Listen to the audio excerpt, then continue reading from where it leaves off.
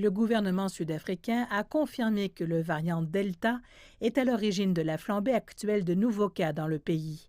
Le variant a été détecté pour la première fois en Inde et devient rapidement dominant en Afrique du Sud.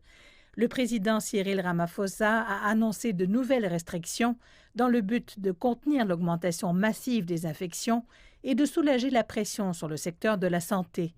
Dans une allocution télévisée diffusée à l'échelle nationale, le président a confirmé que le variant Delta se répandait rapidement à travers le pays.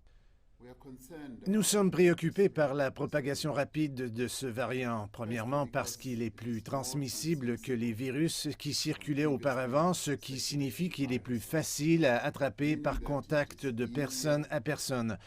On pense qu'il est 2 fois plus contagieux que le variant Beta. Deuxièmement, parce que c'est plus contagieux, cela peut toucher beaucoup plus de gens.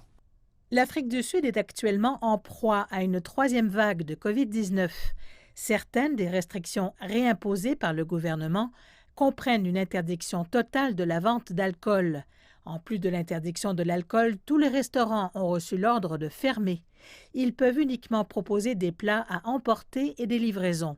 Le couvre-feu a été prolongé. Il sera désormais imposé de 21 heures à 4 heures du matin. Tous les rassemblements intérieurs et extérieurs sont interdits et les voyages à l'intérieur et à l'extérieur de la province de Gauteng sont également interdits à des fins de loisirs. Le Gauteng est la province la plus touchée.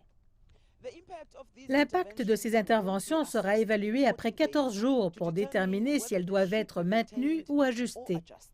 Par ailleurs, le président a également annoncé que près de 2,7 millions de personnes en Afrique du Sud ont reçu jusqu'à présent une dose de vaccin.